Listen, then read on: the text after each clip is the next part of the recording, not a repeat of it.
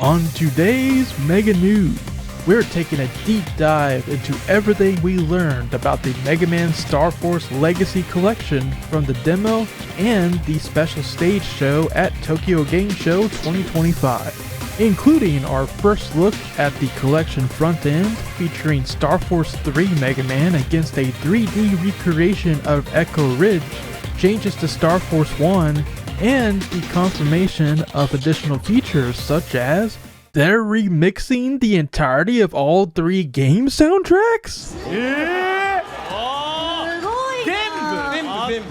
Wait. What kind of budget does this collection even have? Holy cow. Unfortunately, we also found a controversial element. It looks like the smoothing filter applied over the gameplay in the collection is also doing some weird AI upscaling that is causing a few character mugshots to look anywhere from off-model to absolutely horrendous. One example in particular is pure nightmare fuel. We hope this can be fixed by turning the filter off, or more ideally, Capcom addressing the issue. The other 99% of the news is awesome though, as the collection begins to blur the lines between a port and a remaster. Is this living up to be the perfect collection as it is known in Japan? Let's find out as we covered it all in today's Mega News. Let's rock! Wave Battle Ride On!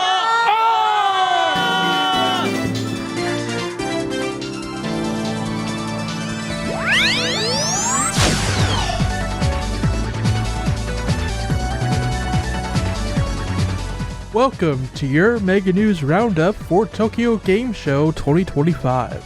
I'm ShadowRock, and I just got done analyzing all of the Mega Man Star Force Legacy Collection demo footage that came out of TGS, and watching the Special Stage Show where producer Shingo Izumi made an appearance. It's been a great week for Star Force at the show, as the public turnout for the demo was so huge that Rockman Unity made an announcement that they wouldn't be able to accommodate everyone that wanted to play the demo. Uchi-san noted that there were even some brothers playing the original DS games while waiting in line. Meanwhile, like the Battle Network Legacy Collection before it, Star Force Legacy Collection won a Future Division Award at the Japan Game Awards, which signifies that the collection is highly anticipated among the general public at the show who voted. The hype is real!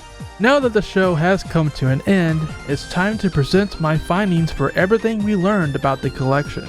Before we begin, I want to give a shout out to the following YouTubers and publications who contributed details and footage from the demo that I will be utilizing today. EXE6_hack on Twitter X for providing screenshots and demo impressions from the word go on the first day of the show. Star Force Gaming JP, otherwise known as East9698, for recording 16 minutes of off-screen gameplay despite the apparent restrictions on filming at the show. Famitsu for providing the first direct feed gameplay that I saw. Fellow Capcom creator, at least in Japan, and pardon the pronunciation, Hoshihana Sui for posting the most detailed direct feed gameplay of the bunch on YouTube, along with a well done analysis of her own. Capcom for their Special Stage Show over the weekend with additional footage of Taurus Fire's Dungeon in Star Force 1. And of course, we can't forget our friends at Rockman Corner and the Rockman EXE Zone for compiling most of the major points of information throughout the show. And speaking of Trez, shoutouts to Midnight W for a thread detailing some graphical issues in the demo that we will discuss a bit later.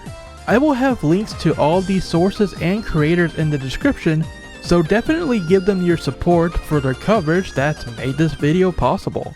Alright, let's pulse right into things. We got a ton of notes to get through, so I'll be rapid firing facts as much as humanly possible, but you know me, I like to ramble.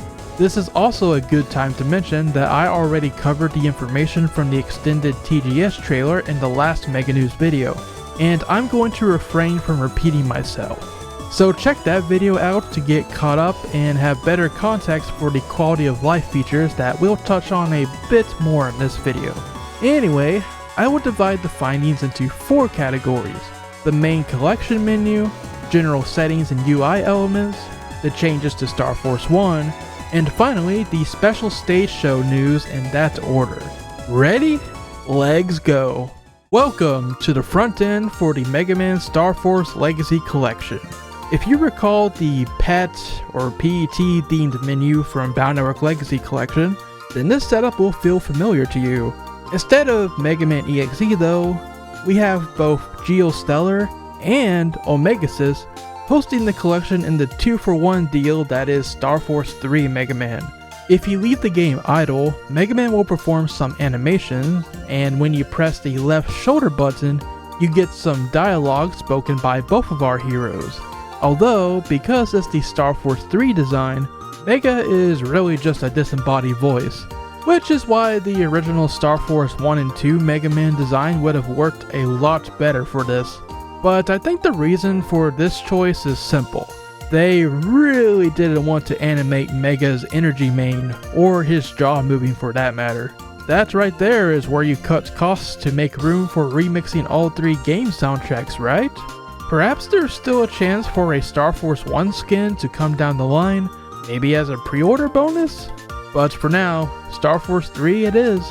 As for Japanese voice actors, Fuyuka Ora and Kentaro Ito reprised their roles as Geo and Mega respectively. No word about an English dub just yet. There weren't any voice language options in the demo either. EXE6 Hack reported that there were about 5 variations of spoken dialogue in the demo, and from listening to them myself via Hoshihana Sui's video, the lines consist of things like the classic "There's also him saying, "Rock, let's go!" or Geo greeting the player and saying, "It's a nice day today." Pretty basic stuff so far, which has led to speculation about whether these are actually newly recorded lines, but I'll say I'm inclined to believe that they are. One question that's been on my mind is why the collection front end hasn't been shown in the marketing up to this point, and it may be because if they are working on an English dub, then it's not ready yet. So just like with the Nintendo Direct debacle earlier, the main menu is probably stuck in Japan's marketing only until they make it presentable for Western territories. Behind Mega Man is his hometown, Echo Ridge. Not just a background, but a complete 3D recreation of it. You can even see the wave roads above the town as they light up. We can also spot Geo, Luna, Bud, and Zack's houses, the school, and finally Big Wave hiding behind the menu icons.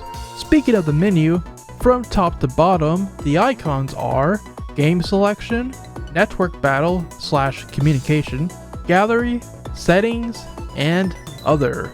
So yes, this does confirm that you can access the online function straight away from the collection front end, rather than having to go inside each game individually like you did in Bound Network Legacy Collection. I mean, you can do that too, since the connect button seems to still be there in Star Force 1, but yeah, a nifty quality of life choice indeed. But it's also very interesting considering those Star Force 1 versus Star Force 3 screenshots we've seen before. Maybe the 3 games' PvPs aren't so walled off from each other after all. Next, we will take a look at the game select screen. Star Force 1 is the only game available in the demo, but we can at least see how the other games are categorized. Star Force 2 is still bundled as Zerker Cross Ninja and Zerker Cross Saurian. So in case you were wondering if Zerker would finally be separated on its own, nope. But because of the Auto Brother mechanic, that does make sense to me. Someone with a keen eye may have also spotted that there are stars next to each game. Star Force 2's versions in particular have 2 stars next to them, which means these stars are meant to track which games you have completed. 2 stars for both Zerker and the other tribe you picked. Things get mildly more interesting as we hop into the settings menu to take a look at some screen layout options, because we did learn a few new things from the demo. So, in total, you can stack the screens vertically with the main screen shown larger, side by side with the main screen shown larger, have the main screen centered with the secondary screen tiny and stuffed into the corner. If you want, you can reposition and adjust the screens however you like to, even make both of the screens the same size. But then, there's my favorite, Tate mode, otherwise known as portrait mode. This Tate mode flips the screen 90 degrees so you have more real estate to fit both of the screens into. Which means, if you are able to rotate your monitor or connect your Nintendo Switch to a flip grip accessory, then you can enjoy the games using the original DS screen layout, as the Cap gods intended. Now that is fire. Of course, the way the collection handles the two screens normally is no slouch either. Whether you are in battle or navigating the in-game menus, interactions between the top and bottom screens are automatic. Whatever screen you need to see at any given moment will be automatically blown up for you, so you don't need to manually switch screens to see clearly what you are doing. You can adjust the speed that the screens auto resize too.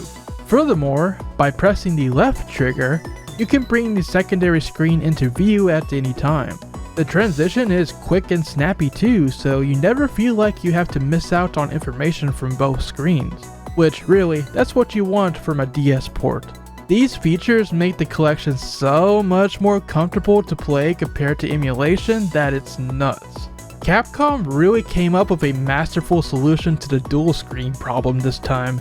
Perhaps the best that I've seen in a DS port to date. It is also during this demo that we get to see the free camera mode in action, which you can activate by pressing the right stick in. Then, with the game world frozen, you can spin the camera around to the farthest reaches of the map just like you could in Bound Network 5's Liberation missions, or even BN6 Judge Tree Comp, the best dungeon. Very useful for navigation or, like I said before, cheating on the constellation puzzles at the end of Star Force 1. That's always nice. As for the previously confirmed assist options, only 2 were available in the demo. Buster Max and the toggle for increasing Geo's running speed. You can definitely see the boys zooming in some of the footage. Another awesome tool for navigating maps quickly, especially when combined with the no encounter toggle when the full game comes out. Now let's get spicier, as next up are the changes to Mega Man Star Force 1 that were present in the demo. A couple of these changes call to mind the fan-made DX mod at times, although they're not exactly the same implementation despite being similar ideas. It goes to show though that great minds think alike. First thing that you will notice upon boot is the intro cutscenes, whose art assets used to be split up between the two screens, have been reworked into a single screen presentation. Super nice! And just like in Bound Network Legacy Collection, the title logos are now high resolution and do a fancy flashing animation when you press start. After selecting continue on the title screen, we get a brand new screen that in the TGS Stage Show footage only displayed one save file that was labeled a manual save.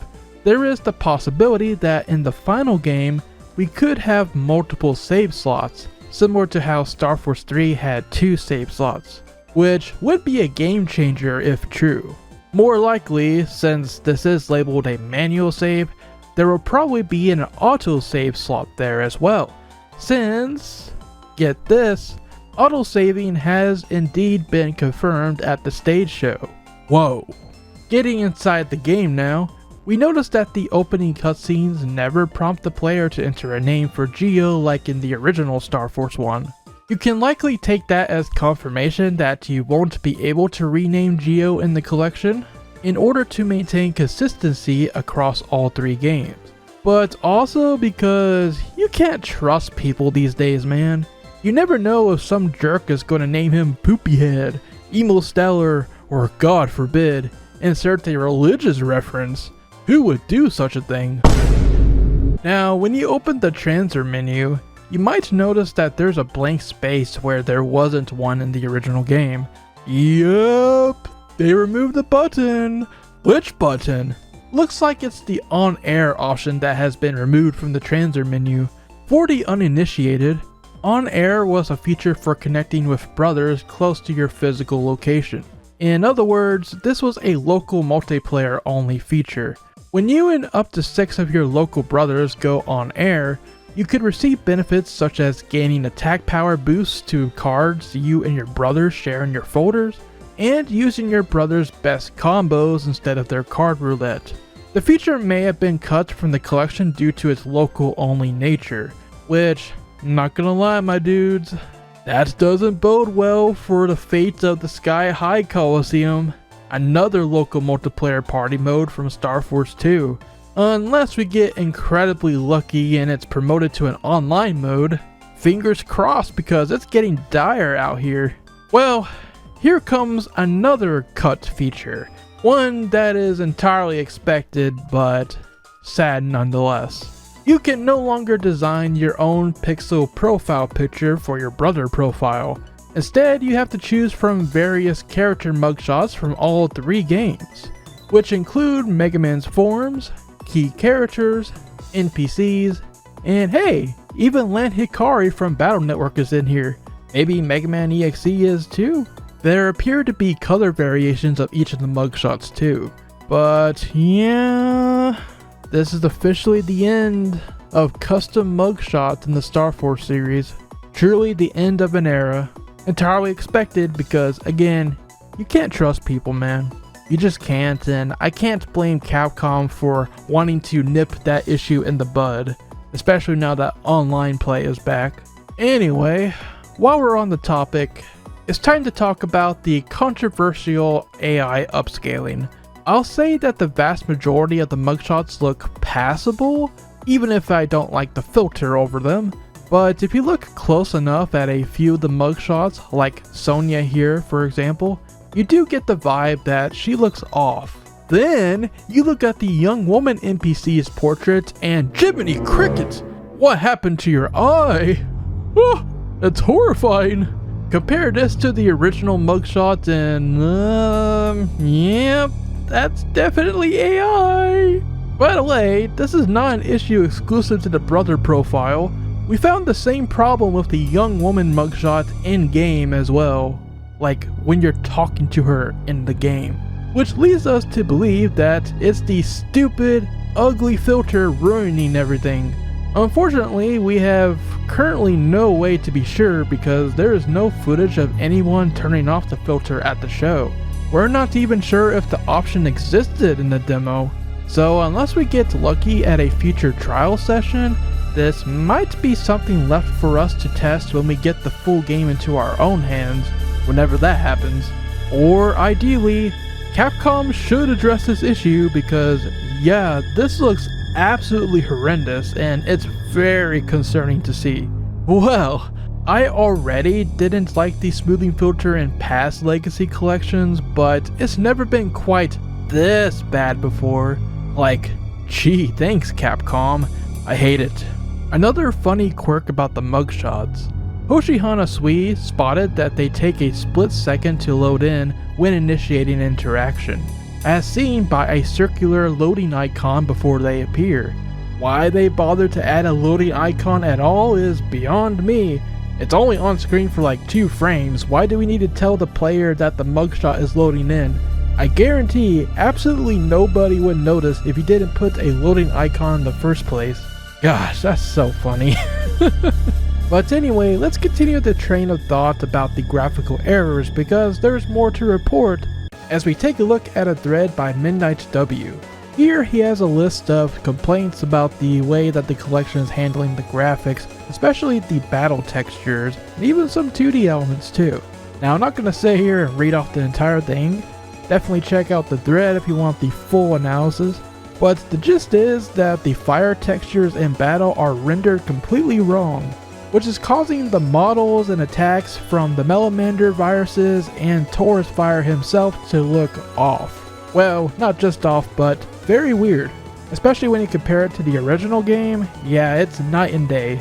There's also a weird phenomenon where when Gorgeous scored a counter hit on Taurus Fire during the stage show, the paralysis effect for some reason started making pixels appear outside of the screen window.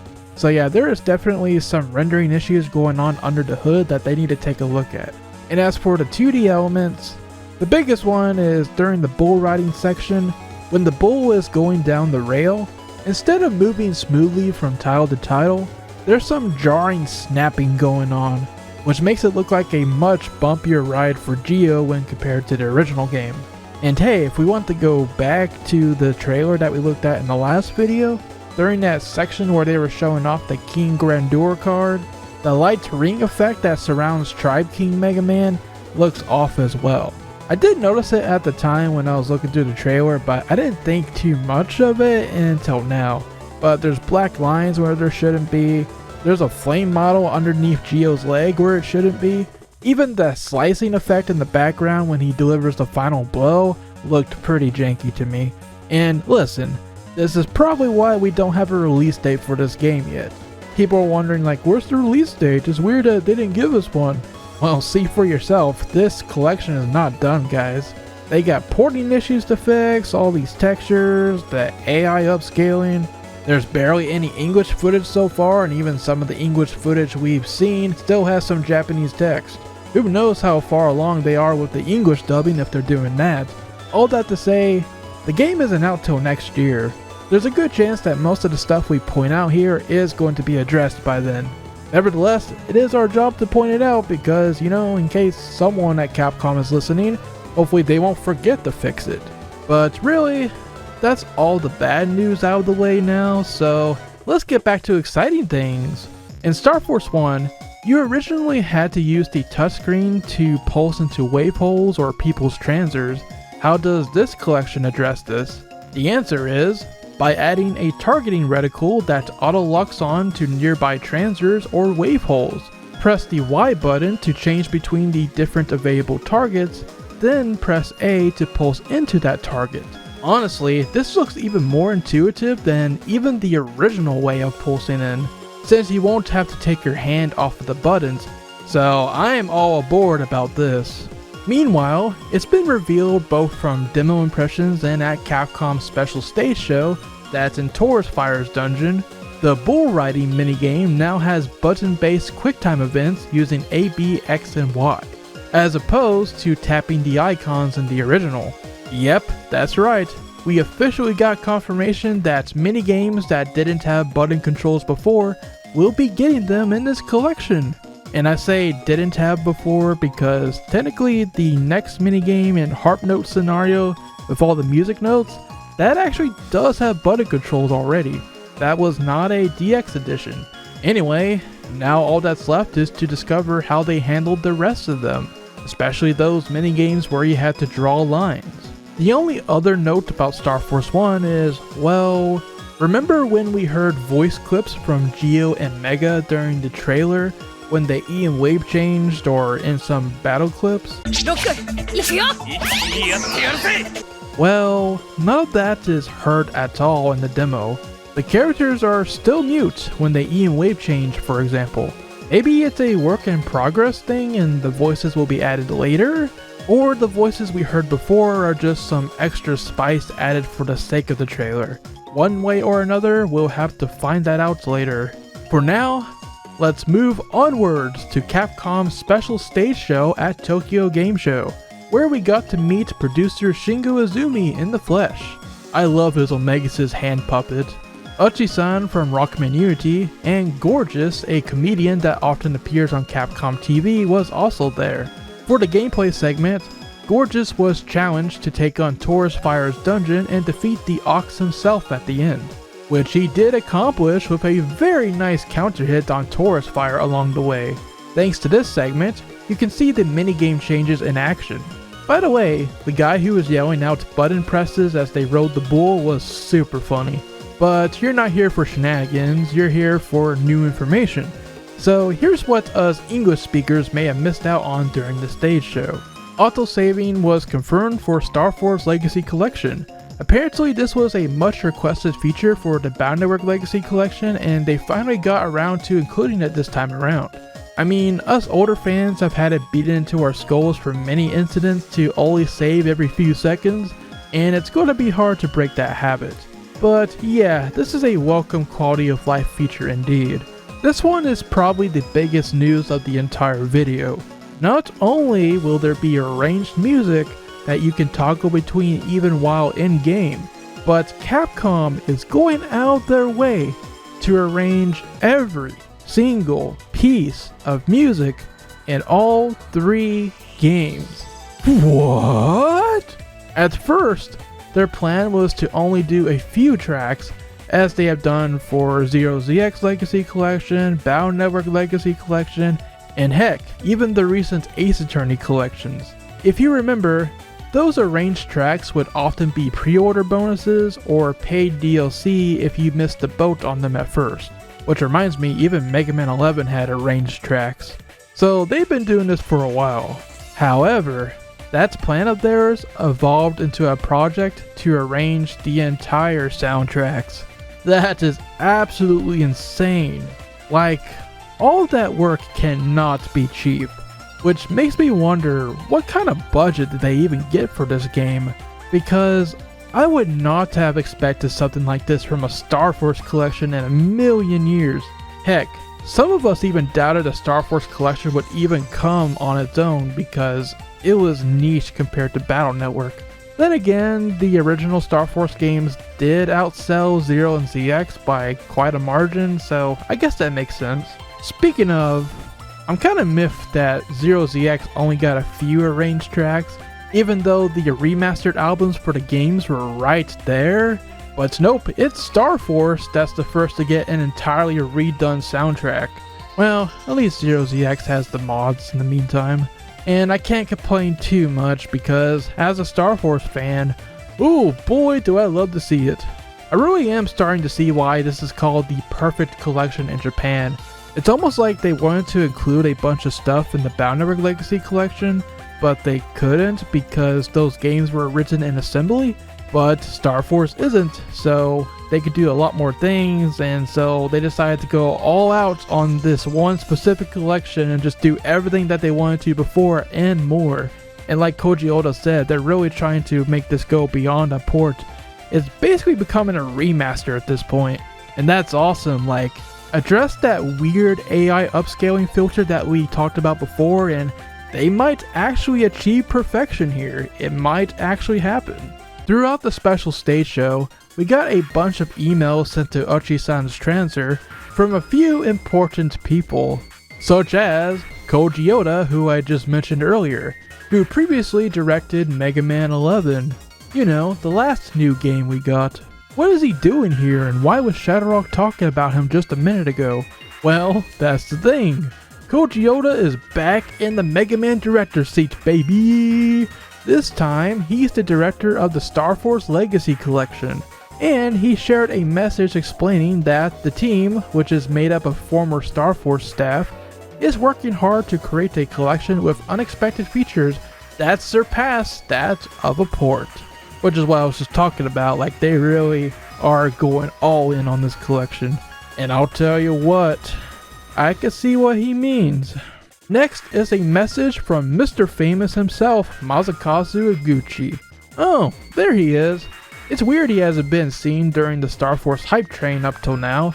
Anyway, in his message, he talks about how the Star Force series is one of the most memorable for him, especially the time he was asked to be director on Star Force 2. He was inexperienced as a director back then, but managed to pull through with the support of the staff around him. Although, he still wants to bury his face in a pillow and scream when he thinks back to that time. Iguchi didn't explicitly say if he's working on the Legacy Collection, despite the fact that he directed the Battle Network Legacy Collection. However, now we know that Koji Oda is on Star Force instead. That said, as a former Star Force developer, maybe Iguchi is still helping in some capacity. Or perhaps he's busy with something else. Wink wink. The third email comes from the director of Star Force 1 and 3, Masahiro Yasuma. In his message, he praises Capcom for making the Star Force collection happen because he thought it would be too difficult to port the DS games to modern hardware. He also says that one of the joys of the collection is fully appreciating the changes over the years, from both watching Gio's growth throughout the series and the evolution of the gameplay. He is 100% correct, by the way, which is why you shouldn't skip any of the games, right? The final message is from the main illustrator from the Star Force series, Shinsuke Kamaki. You see, the unfortunate thing is he has not worked at Capcom for over a decade. He actually followed after KJ Inafune when he departed the company and worked on Mighty No. 9 with him. We all know how that went, which eventually led him to level 5, where Fantasy Life I was his latest work. Because of being stuck at level 5, Kamaki was sadly not able to contribute to the key art for the Star Force Legacy collection. However, that doesn't mean he can't provide us with some celebratory artwork for the first time in 16 years. And just look at it. My gosh, that man has still got the touch. In Shinsuke Kamaki's message, he writes that he is overwhelmed with emotion to see Gio and the others again, and his days drawing illustrations to share the charm of the series come back to him vividly. He shall support the collection wholeheartedly. Well, it sure was great to hear from the people, both past and present, that have made the Star Force series possible, isn't it? With that, our analysis of everything we learned about the Star Force Legacy collection at Tokyo Game Show 2025 comes to a close. I hope you all have enjoyed and learned something new. And once again, thanks to all the people I mentioned at the start of the video for their own coverage. Couldn't have done it without you. All that's left to do is await more information. After all, we still need confirmation on a few things such as English dubs, Japanese content, you know, besides the wave command cards, how the rest of the minigames work, Boktai content, and even if the character mugshots do look better with the smoothing filter off. Until then, thank you all so much for watching, and stay tuned to ShadowRockZX for more on Mega Man Star Force and all things Mega Man 2. Rock on, and have yourselves a wonderful time zone.